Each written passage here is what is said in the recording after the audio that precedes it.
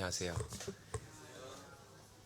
코로나 때 제가 여기 대학로로 오고 나서 코로나 시기에 제가 구원 간증을 하고 나서 한 번도 이제 강단에 선 적이 없는 것 같습니다. 그래서 잠깐 제 소개를 모르시는 분들도 있을 수 있기 때문에 제 소개를 좀 드리고 말씀을 진행하도록 하겠습니다. 저는 94년생 12월 정시현 형제입니다.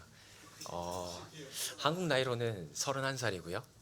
제가 12월을 말씀드린 이유가 있는데 만으로는 아직 29입니다. 그래서 만으로는 29이고요. 그리고 마음은 10대입니다.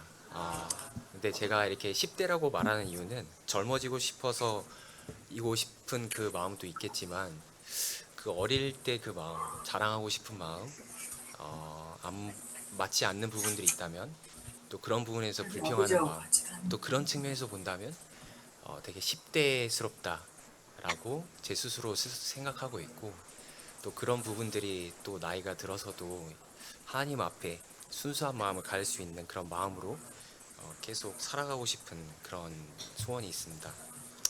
그러면 오늘 로마서 1장 17절 말씀을 보겠습니다. 경영재 마이크 좀 가까이 좀 대주세요.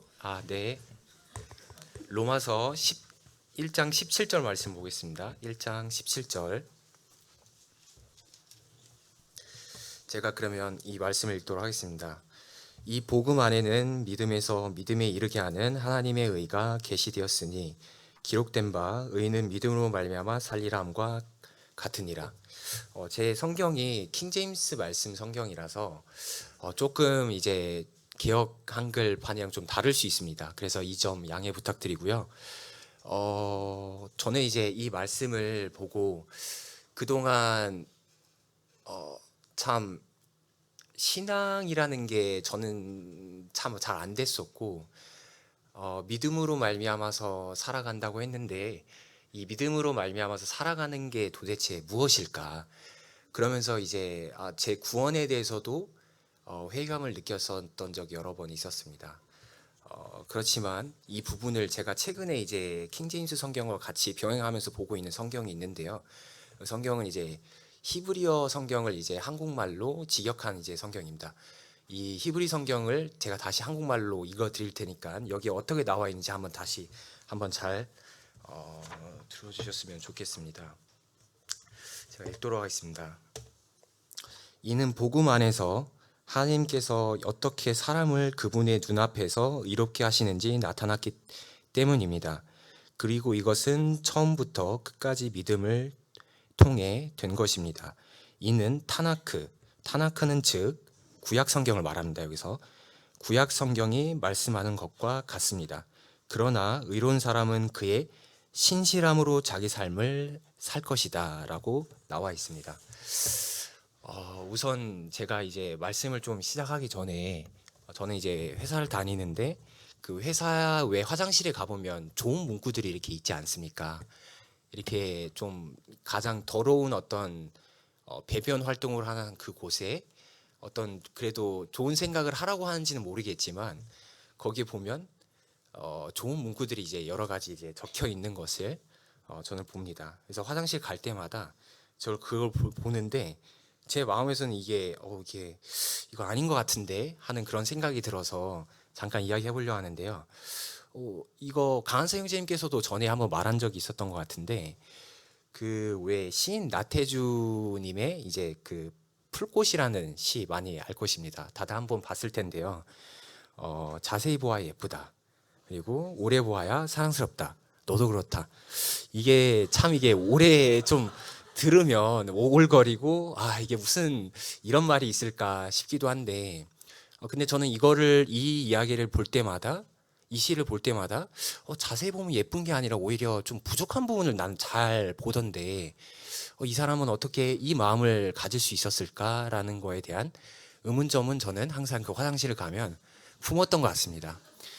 그래서 저는 이제 집에 가끔씩 내려가요. 이제 가끔씩 가다 제가 대학로교회 안 보이면 시은 형제가 수원에 있는 본가에 갔구나라고 생각하시면 될 것 같은데 제 나이가 31살, 이제 만으로는 29살이 아직이지만 부모님께서는 여전히 제가 집에 내려가면 잔소리를 하시거든요.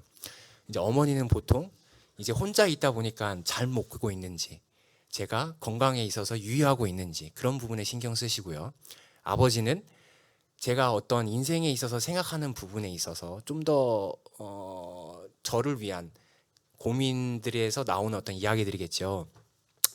그래서 제가 말을 많이 안 하려고 합니다. 집에서는 일부러 이제 말을 안 하게 되고요. 그렇지만 또 어떻게 제 마음을 또 알아서 한마디를 하면 또 그거에 대한 이제 아버지의 생각을 하시는데, 어찌 보면 그게 애증이 있기 때문에 그렇게 말할 수 있는 거라고 저는 생각하고요. 그만큼 사람을 이렇게 들여다보면 그 사람이 참 아름답고 사랑스럽다라는 마음보다는 저 사람은 왜 저럴까? 저런 형편에서 왜 내가 나같이 행동하지 않지? 왜 이렇게 비효율적이지? 왜 이렇게 헛수고를 하지? 또는 왜 이렇게 내 마음을 힘들게 하지? 와 같은 그런 생각이 훨씬 더 많이 들 때가 있었습니다. 근데 제 마음 가운데 그래서 어릴 때부터 이제 부모님의 간섭이 있었었고, 실질적으로 제가 이제 부모님이 사역을 하셨었기 때문에 저는 원래는 형제 모임 교단에서 소속해 있던 게 아니라 기쁜 선교회라는 교회에 속해 있었습니다. 부모님이 선교를 하셨습니다. 그래서 항상 저는 올바른 어떤 아들의 모습을 보여야 했었고, 어떨 때는 너무나도 이제 강압적으로 느낄 정도로 부모님께서 항상 옳은 것을 주장하셨죠. 그런 이제 항상 해야 한다, 이렇게 해야지, 저렇게 해야지 라는 이제 그런 마음, 그런 말들을 이제 들을 때마다 그런 부분들이 저에게 참 감사가 되고 할렐루야 하면서 제가 받아들였던 게 아니라, 제 마음 가운데는 좀 힘들다, 율법으로 다가왔던 것입니다. 사랑이 아니라 내가 뭔가를 해야 되겠다는 어떤 사랑, 또는 내가 자발적으로 할 수 있는 순종을 배웠던 게 아니라, 제 마음에는 그거에 대한 저항하고자 하는 반발감과 또는 그런 것들을 무시하려고 하는 그런 마음이 있었던 거죠. 이제 왜 전에 1년 전인가요? 일본에서 이제 오신 그 강사 형제님 있지 않습니까? 선교하시는, 이름이 아직 기억이 잘 안 나는데 그 형제님께서 그때 이 말씀을 했던 게 잘 기억이 납니다. 어떤 아이가 유치원에 이제 유치원 이제 아이인데, 그 아이가 이제 뭔가를 가지고 놀고 있는데 싸우더랍니다, 아이들이. 그래서 뭐 때문에 그 아이가 그러면 싸우는 걸까라고 해가지고 유심히 봤더니 그 아이가 이제 코를 파서 그거를 땡글땡글 이제 모아가지고 손에 이제 갖고 있었던 겁니다. 근데 다른 아이는 이제 너무 그거를 재밌게 갖고 놀고 있으니까 자기도 갖고 싶어가지고 달라고 하는데, 이제 결국 그게 이제 싫어하면서 이건 내 거야 하면서 붙들고 있었는데, 그게 이제 결국은 싸움이 되고 해서 부모님들, 주변에 있는 성도님들이 그걸 발견해서 했다라는 그런 이야기를 했는데요. 그만큼 저희는 설령 몸에서 가장 더러운 똥 혹은 코딱지더라도 그게 만약에 내 거다라고 생각하는데, 그걸 강압적으로 취하려고 한다면 우리 마음에서부터는 그런 거에 대한 강한 반발감이 일어나겠죠. 저 또한 신앙을 했던 관점이 주님께서 우리를 위해서 오셨고 이 땅 가운데 오셔서 그분께서 우리를 향해서 사랑하시는 것도 다 알고 있었습니다. 그렇지만 제 삶은 그분의 세계와 제 세계는 연결되지 않았고, 어떤 부분에 있어서는 이런 부분들이 너무나도 삶에 있어서는 그 부분을 누리지 못했던 제 과거를 돌이켜 보게 되고, 여전히 제가 살아가는 어떤 신앙의 어떤 관점들을 보게 되면 사실은 이제 참 마음으로 이렇게 동참하기보다는 이렇게 해야 하기 때문에 하는 그런 차원의 일들이 상당히 참 많은 것 같습니다. 좀 이야기가 좀 제 이야기로 좀 되게 길어지는데요. 그래서 이제 제가 하나의 또 제 이야기를 최근에 또 겪었던 이야기를 하자면, 사람마다 다들 이렇게 받아들일 수 있는 어떤 그릇이 존재한다고 생각합니다. 저는 누군가는 이해 또는 삶의 어떤 헌신 내지 에너지를 요구하게 됐을 때 그 사람은 스트레스를 받거나 절망하게 되거나 피로가 오게 됩니다. 혹은 누군가에게는 7 또는 8의 것을 요구해도 감당해내는 사람이 있죠. 그것은 그 사람의 그릇이라고 말할 수 있겠는데요. 저 같은 경우에는 그런 부분이 상당히 좀 수치가 낮은 사람이라고 저는 종종 생각되어지고, 그렇지만 저는 개인적으로 이렇지만 저희 모두 형제 자매님들이 성도님이기 때문에 갖는 어떤 받아들이는 부분에 있어서 소화할 수 있는 소화력에 있어서의 한계가 있다고 생각합니다. 예를 들어 보겠습니다. 최근에 제가 일 때문에 일이 있어가지고 영등포역에 제가 갔는데 우연히 이제 식당을 이렇게 지나치면서 원래 일반적이지는 않는데 식당을 이제 가기 위해서 들리고 이제 나오는 길에 제가 차를 이렇게 픽업을 해서 이렇게 가려고 하는 도중에 이제 정체되는 구간이 있었습니다. 창문을 내리고 있었기 때문에 제가 이제 옆에 있는 시선이 좀 많이 이렇게 들어왔는데요. 그러니까 보니까 좀 불빛이 시뻘건 불빛이 있고 또 시선이 느껴지는 겁니다. 그래서 제가 찾아봤죠. 찾아봤는데 다름 아닌 이제 그 사창가 분류의 이제 거기 일하시던 이제 분이셨던 것 같습니다. 담배를 피우고 계셨고 눈이 마주쳤을 때 전 순간 제 눈을 피했습니다. 그러면서 들었던 생각이 참 이렇게 오해받고 싶지 않다. 또는 나랑은 전혀 관계없는 사람이다. 또는 제 마음에서부터 멀리 좀 두고 싶은 그런 마음을 저는 인지를 했습니다. 근데 순간 찰나 제 마음에서부터 지나갔던 생각이 뭐였냐면 근데 예수님께서는 가장 먼저 이 땅 가운데 오셔서 그분께서 먼저 찾아가셨던 분은 세리와 창녀와 흔히 말하는 참 선한 사람들을 봤을 때 악인이라고 말할 수 있는 그들에게 먼저 갔는데 지금 내가 생각하고 있는 이 생각은 뭐지? 라는 생각이 문득 들었습니다. 그렇습니다. 우리가 살아가면서 물론 그런 분들과 우리가 친하게 지내야 된다는 주장을 하는 것이 아니고요.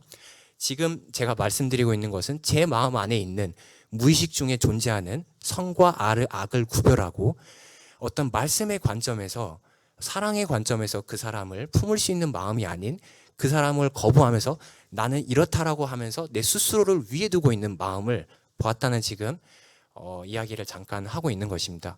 그와 동일하게 저는 교회에서 또는 제 스스로에 대해서 또는 형제 자매님들에 대해서 마땅히 사람이라면 또는 형제라면 이래야지라고 하는 저만의 기준을 많이 갖고 사실 살아가고 있습니다.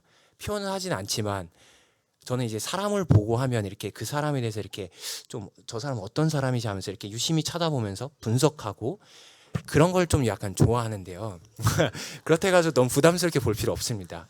왜냐하면 그 예측들이 많이 틀렸기 때문이죠. 그럴 때마다 참 이제 내가 갖고 있는 이런 어떤 외모를 보고 판단하는 부분들이 참 잘못됐다. 참 한계가 있구나. 결국은 보여지는 것에 의해서 살아가는 것은 얼마나 미련한가라는 부분에 대한 체험을 많이 종종 하곤 합니다. 그래서 이제 결국은 이제 인간이기 때문에 받아들일 수 없는 존재론적으로 뭔가를 거부하게 되는 일이 있게 됩니다. 우리가 수용할 수 있는 그 수치가 10이라면 10까지는 어떻게 성인 군자처럼 견뎌낼 수 있겠지만 20, 30의 뭔가가 우리에게 왔을 때 우리는 그게 스트레스를 넘어서 트라우마라고 말하는 트라우마가 넘어서 그게 더 심해지면 우리는 그게 죽음에 이르게 되는데 그렇지만 10이 아니라 100에 300, 수천의 것이 왔을 때 오히려 어떤 부분에 있어서는 무감각해지는 스스로를 발견하게 됩니다. 그렇지만 성경에 나와 있는 대부분의 것들이 죽은 사람이 있는데요. 그 죽은 사람이 예수님은 슬퍼하고 있습니다. 모든 사람들이. 근데 예수님은 그 죽은 사람이 하늘나라에 갈 거야. 걱정하지 마. 너무 슬퍼하지 마야. 이렇게 말하는 게 아니라요. 죽은 게 아니라 자고 있다고 말합니다. 이거는 충격을 넘어서 우리의 상상을 초월하는 그분의 세계의 것을 이야기하고 있는 것이죠. 근데 성경을 볼 때마다 그런 부분이 제 마음 가운데 구원을 받았음 믿음으로 화답해서 아멘 하면서 하나님이 말씀하시면 그게 진리고 제가 따르겠습니다 라고 하는 어떤 나의 반응보다는 근데 하나님 이거는 살짝 좀 안 맞는 것 같은데요. 지금 형편에 이거는 좀 제가 지금 말고 나중에 좀 하면 안 되겠습니까? 라고 오히려 주님께 되물었던 때가 참 많았던 그런 경험, 그런 생각을 하게 되고 앞으로도 참 많을 거라고 생각을 합니다.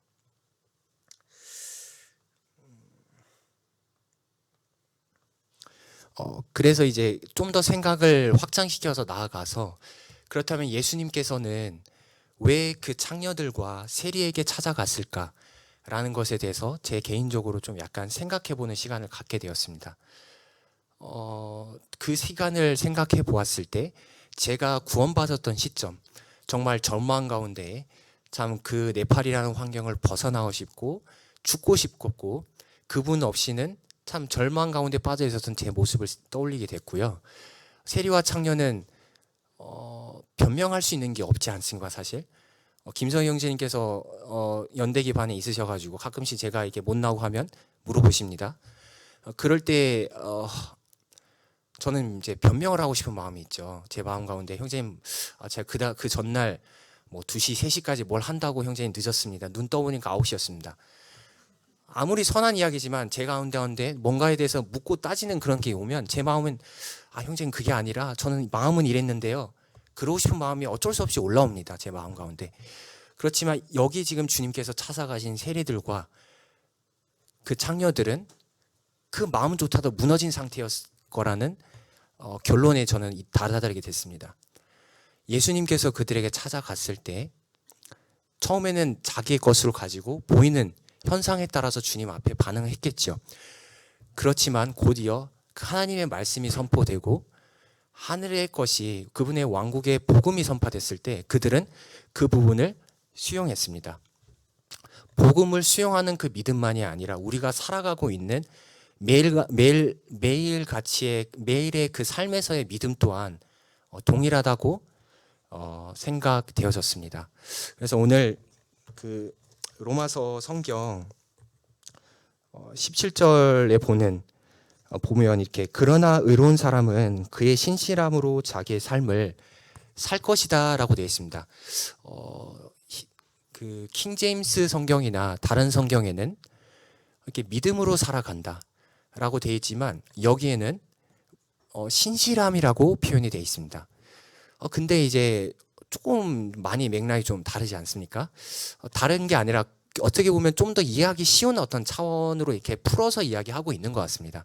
물론 이게 정답이 아닐 수도 있고 한 형제의 작은 형제의 어떤 분별일 수도 있겠지만 신실하신 주님께서 우리를 향해서 일방적으로 갖고 계셨고 항상 그 자리에 계시고 우리를 향해서 긍휼을 품고 계신 그 하나님 아버지께서 우리가 그분의 사랑을 보게 되었고 그 신실함 앞에 우리 또한 신실한 삶으로 보답하는 어떻게 보면 그분의 전이 된 삶을 살아가는 그게 저는 믿음이라고 저는 받아들여졌습니다. 어떻게 보면 이게 행위적인 요소냐라고 봤을 때 행위라고 저는 보지 않는 게 아까 강제성에 대한 아까 이야기를 잠깐 드렸었죠. 이거 해야 돼. 법으로 다가오면 이거는 저에게 부담이고 저도 그걸 하고 싶지 않습니다. 그렇지만 그 분이 나를 위해서 얼마나 많은 것들을 내려놓으셨고 나를 위해서 희생하셨다는 걸 아는 전제에서 시은아 너가 지금 이렇게 살아가는 건 옳지 않고 내 마음은 이렇단다. 그리고 이게 진리야. 받아라. 라고 그게 사랑으로 다가오게 되면 저는 그거를 법으로 받아들이지 않고 나에 대해서 신실한 분이네. 그럼 나도 그분에 대해서 신실하고 싶다. 그렇지만 우리는 육이기 때문에 그 신실함을 하루아침에 어떻게 보면 표현하는 게 제한적인 부분이 상당히 많은 것 같습니다. 참 처음에는 어떻게 보면 문제를 해결하기 위해서 아버지 앞에 나가고요. 직장이 있다면 이 직장의 어떤 문제, 갈등의 어떤 문제, 관계에 있어서의 문제, 물질적인 부분에 있어서의 문제를 해결하기 위해서 하나님 앞에 나갔습니다. 처음에는. 그렇지만 그런 부분에 대한 해결이든 해결이 되지 않든 어떤 상황에서든 간에 제가 말씀 앞에 섰을 때 제가 발견하는 것은 형편이 해결된 것도 해결된 거지만 아버지라는 분이 이런 분이시겠구나. 어떤 형편을 통해서 나에게 이런 이야기를 하고 계시네. 그런 것들이 한 번, 두 번, 세 번, 10번, 100번이 반복되다 보면 그분이 어떤 분인지에 대해서 생각하게 되고 그분에 대한 윤곽이 나옵니다. 그런 신실한 분을 우리가 마주하게 됐을 때 저 또한 신실한 분 위에 저 또한 신실한 삶을 살아가게 되는 것 그게 믿음이다 라고 저는 여기겠다 또는 그렇게 저는 믿음이라고 생각하였습니다. 그래서 사실 이제 신앙을 하다 보면 여러 가지 이제 참 나는 왜 이렇게 연약할까? 나는 이렇게밖에 못 되나? 또는 나의 한계에 자주 이렇게 맞닥뜨리는데요. 그 한계가 올 때마다 낙담하고 실망하고 하는 그런 어떤 내 모습을 발견하게 되고요. 또 주변에 또 동생 혹은 선배 그런 분들이 또 나 안 되는 것 같아 라고 이제 말하는 참 그럴 때가 사회생활 하다 보면 종종 있는 것 같습니다. 그렇지만 말씀 안에는 뭐라고 말하고 있을까? 제 생각은 이렇지만 참 그 창녀와 세리들이 자기 생각을 내려놓고 아버지의 것을 하늘의 나라의 것을 받아들여서 그들이 영생을 얻을 뿐만이 아니라 그로 말미암아 그들이 참 아버지의 영광을 누렸는데 그 말씀에는 뭐라고 하고 있지? 라고 해서 봤을 때 실질적으로 지금 시간이 제한되기 때문에 제가 성경을 다 보지는 않겠지만 요셉 그리고 또 다니엘과 같은 그 사람들을 보게 되면 참 최악의 상황이지 않았습니까? 자기의 어떤 가족에게 형제에게도 이렇게 버림받는 그런 형편이었고요. 다니엘은 포로로 끌려가서 결국은 눈치를 봐야 하고 평생도록 어떤 그런 노예된 어떤 근성 안에서 평생을 찌들려서 살 수밖에 없는 그런 인생이었는데 참 놀라운 것은 정확하게 적혀 있죠. 성경에는 사드락 메삭 아벳느고 다니엘은 거기에 있는 술사들과 그 어떤 지식인들보다도 10배는 지혜로웠다고 나와 있습니다. 그 말씀을 보면서 우리가 개인적으로는 정말 세상에서 가장 연약한 존재이고 아무것도 할 수 없는 존재이겠지만 우리가 말씀 앞에 그분 앞에 간섭을 받아서 우리 스스로를 그분 앞에 복종시켜서 순종함으로 나아갈 때 그분의 것으로 받아서 우리가 판단을 하고 세상을 살아가고 우리가 세상에 영향을 끼치는 사람들은 사실상은 그 누구도 따라올 수 없는 지혜와 능력이 그 가운데 이미 있다라는 사실을 성경은 말하고 있고요. 그렇기 때문에 어떤 형제가 어려워 형제님 저 좀 힘든 것 같아요. 이런 이야기를 하면 저는 이제 그렇구나 힘들구나 라고도 말해주고 싶지만 오히려 좀 공감보다는 우리가 하나님을 바라보자. 하나님을 바라보면 그분 안에 모든 것이 담겨 있다라고 저는 말하고 싶은 겁니다. 그래서 최근에 이제 한 영상을 이렇게 보게 되었는데요. 이제 제가 원래 이제 곤충이나 이런 거에 이제 관심이 많은 사람은 아닌데 여기에 참 이렇게 신앙적인 어떤 진리가 좀 숨겨 있다라는 생각이 들고 좀 활용해 보려고 합니다. 갑각류가 있죠. 이제 갑각류가 있는데 갑각류들은 이제 탈피하는 과정을 이제 겪습니다. 그럼 이제 그 탈피하는 과정에 있어서 그들은 그럼 우리는 이제 뼈가 늘어나서 이렇게 근육도 붙고 이제 살도 붙고 하면서 이렇게 크는데 갑각류는 이제 탈피라는 걸 이제 통해서 이렇게 성장하게 되고 이제 하는 그런 과정을 이제 걷습니다. 근데 탈피를 하기 직전에 몸이 이렇게 말랑말랑해집니다. 그걸 벗기 위해서 가장 취약해지고 그때야말로 외부의 공격에 있어서 가장 취약해지고 가장 연약할 때이지 않습니까? 그러나 그 시기를 거치고 나서는 그 갑각류가 한 단계 진화한 형태를 띱니다.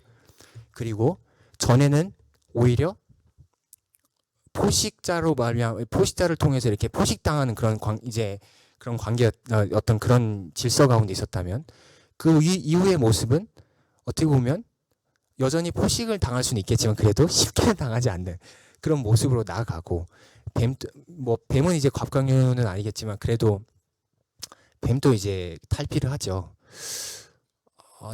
영적으로도 참 그러하다라는 생각이 들었습니다. 적당히 어렵고 그냥 적당히 힘들 때는 우리 마음 가운데 나오는 것은 원망과 불만과 불평, 하나님 왜 저한테 이런 일을 허락하셨습니까? 주님 밉습니다. 그런 이야기를 합니다. 그렇지만 진짜 아무것도 없이 완전히 마이너스보다 마이너스 가장 초라하고 정말 너무나도 부끄러운 모습일 때는 그 이야기조차 나오지 않고 우리가 주님 앞에 고백하는 것은 주님, 제가 어떻게 하길 원합니까? 그 말입니다. 그럴 때 주님께서 빗줄기와 같이 해주시는 이 한마디의 그 말씀이 우리의 영혼을 소생시키고 그 주님 앞에 간섭받은 그 마음의 흔적이 있는 형제 자매님들이 우리 마음 가운데 위로를 주고 그 형제님들이 교회 안에서 권위가 세워지는 것을 우리는 볼 수 있습니다. 그래서 저 또한 그런 부분들을 사모하고 동생들도 많고 청년부 안에 동생도 많고 또 이제 기혼 형제 자매님들 또 청년부라도 저보다 인생 선배 또 신앙적으로도 선배 제가 배워야 될 게 참 많은 이제 이 공동체 가운데 제가 살아가고 있는데요. 참 이렇게 부족한 부분들이 있지만 저는 이제 그 부족함을 저 이렇기 때문에 저렇기 때문에 그렇습니다라고 저는 말하고 싶지 않고요.